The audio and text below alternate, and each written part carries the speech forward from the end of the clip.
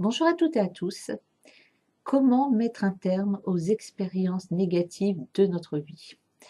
Alors pourquoi est-ce que j'aborde ce sujet aujourd'hui? Eh bien parce que nous allons être sous l'influence d'un transit de la Lune conjointe à Pluton sur le signe du Capricorne. Étant donné que la Lune a une vitesse de rotation assez rapide sur la roue du zodiaque, c'est une configuration astrale qui se reproduit tous les mois.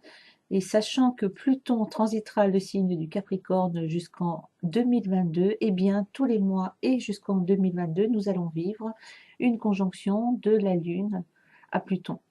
Alors quel est le rapport entre cette conjonction et les événements négatifs qu'on peut expérimenter bien trop souvent à notre goût? Le lien, il est simple et le voici. La Lune, c'est le domaine des émotions. Pluton, c'est un principe de transformation, mais également de destruction. Donc, cette conjonction nous parle d'émotions négatives.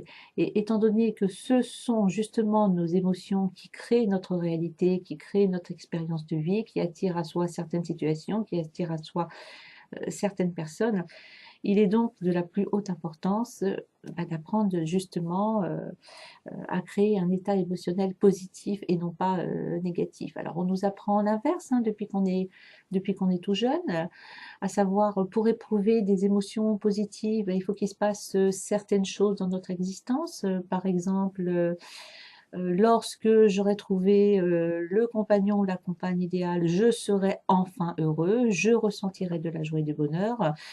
Lorsque j'aurai décroché le poste idéal, je ressentirai du bien-être, de la joie et du bonheur. Donc vous l'avez compris, nous avons été programmés pour croire que pour ressentir des émotions positives, il faut qu'il se passe quelque chose dans notre vie. Même la science commence maintenant à se rendre compte que la pensée, elle est créatrice, les émotions sont également créatrices. Donc il faut procéder d'une manière inverse en fait. Si vous voulez mettre un terme aux expériences négatives et si vous voulez réaliser vos rêves par exemple, il faut commencer par ressentir les émotions qui se rattachent à ce que vous avez envie de vivre. Vous souhaitez vous épanouir dans votre travail?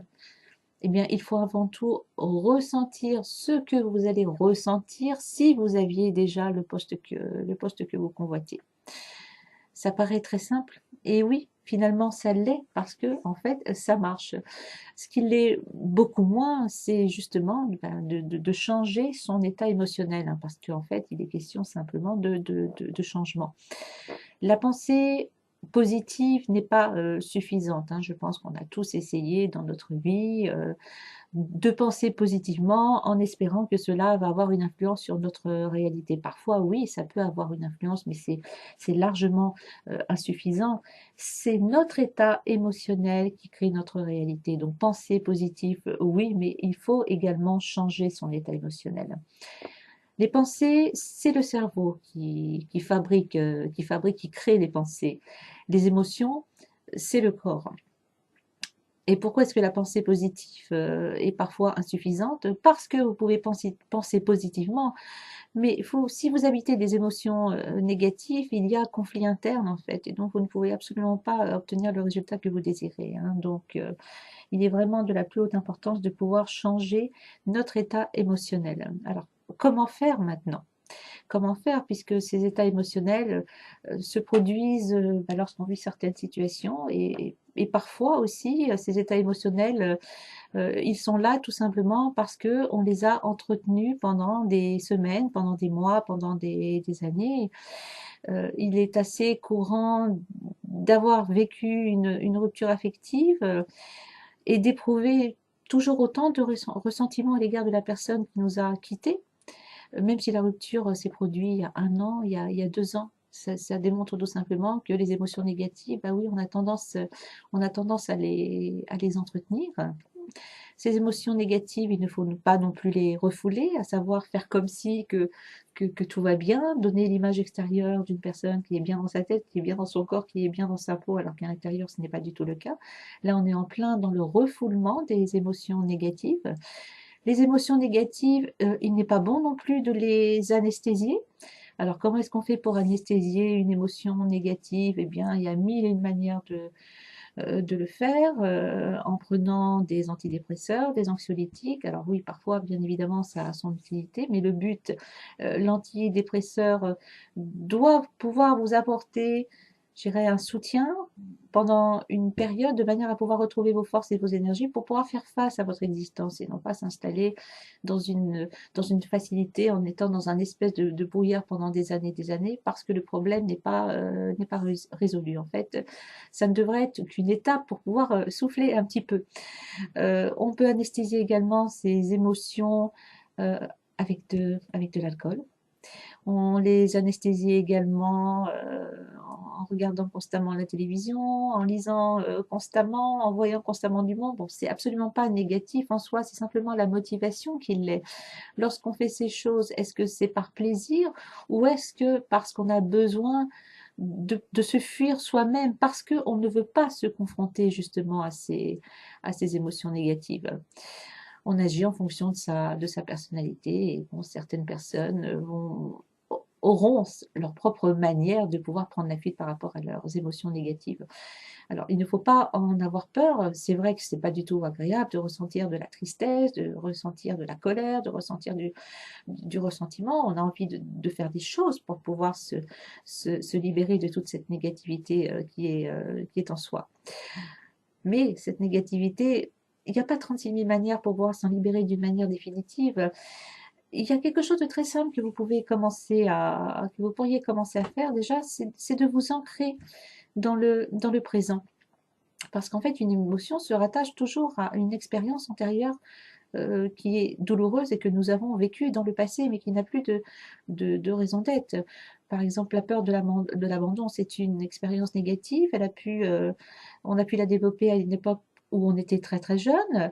Les années passant, je veux dire, cette émotion a pu être réactivée par d'autres expériences qui n'ont rien à voir avec l'expérience d'origine, mais qui vont avoir un petit lien.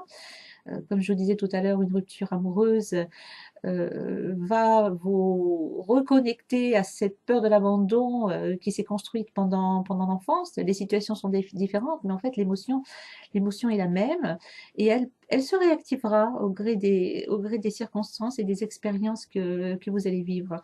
Ces émotions négatives, elles perdurent vraiment pendant des mois et pendant des années dans certaines circonstances.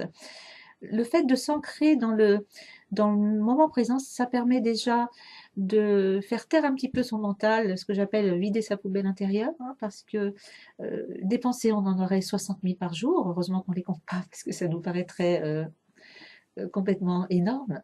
Et sur toutes ces pensées que nous avons, il y en a 95% qui sont récurrentes, à savoir, ce sont les mêmes pensées que nous avons chaque jour et que nous répétons inlassablement et très souvent d'une manière complètement inconsciente. Il en est exactement de même concernant nos émotions. On parle principalement des négatives parce que c'est elles qui sont source de problèmes. Nous les ressentons de jour en jour, de semaine en semaine et de mois en mois.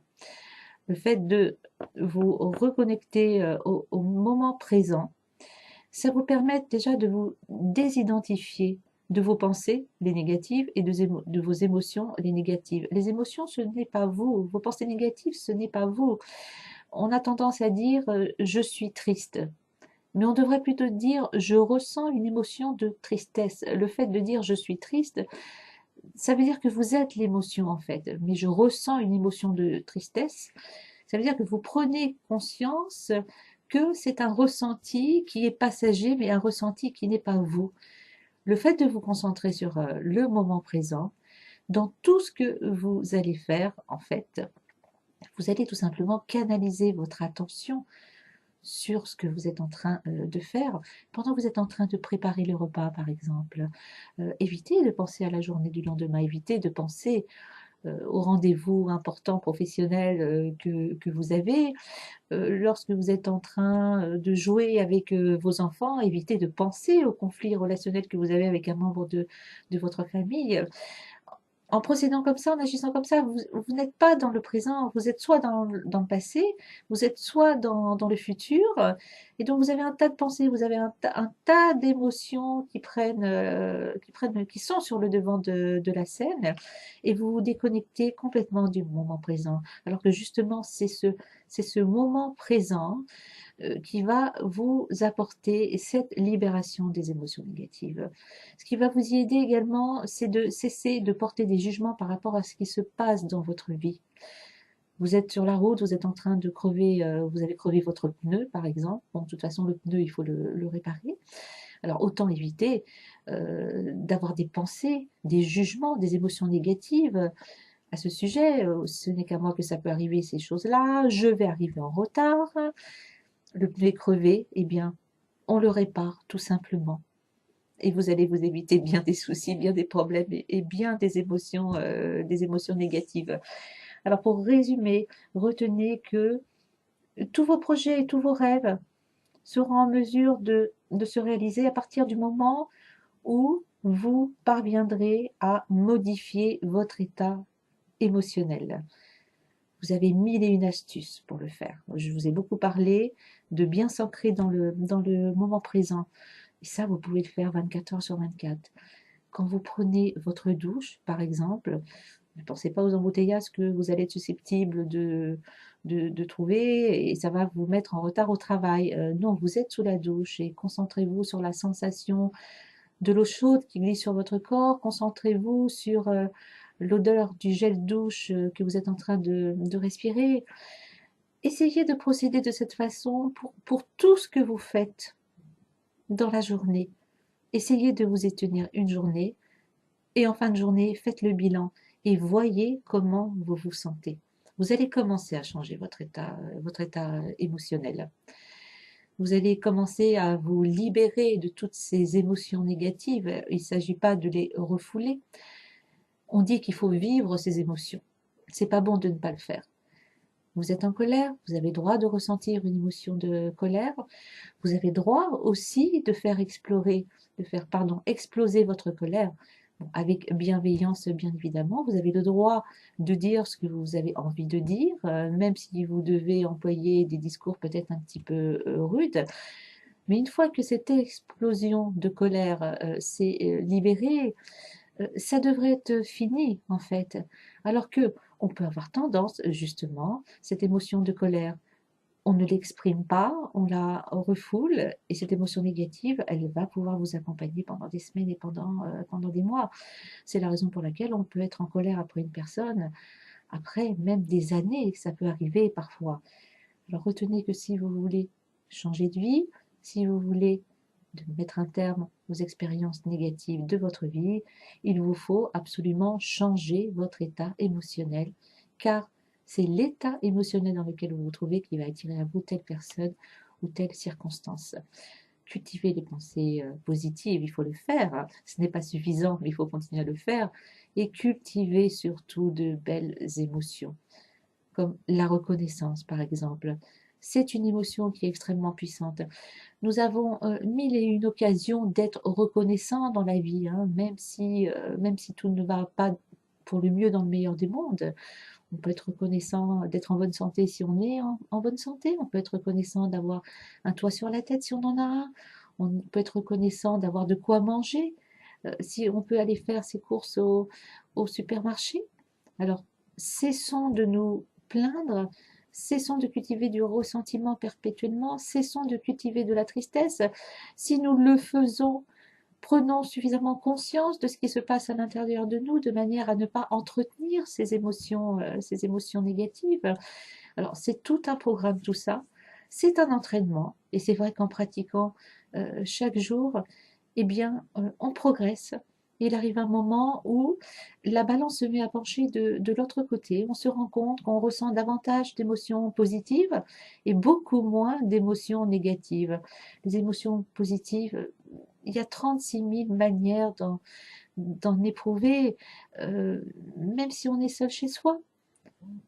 Si on a la chance d'avoir un petit animal à la maison, par exemple, si on a une voisine sympathique, il y a de quoi être satisfait. Alors ne vous dites pas, je serai heureux lorsque j'aurai trouvé le job idéal, j'aurai trouvé le partenaire idéal, je disposerai de suffisamment de ressources matérielles, j'habiterai dans une magnifique maison. Non, commencez par ressentir à l'intérieur de vous du bonheur et de la joie, même si les expériences que vous vivez sont à mille années-lumière de cette expérience de bonheur et de joie. Soyez reconnaissants, ressentez de la joie et vous allez voir, vous allez accomplir de vrais miracles dans votre vie puisque les événements et les gens qui vont venir à vous seront syntonisés sur votre état émotionnel. Alors, vous avez de quoi faire. Je vous souhaite une bonne croissance personnelle. À bientôt.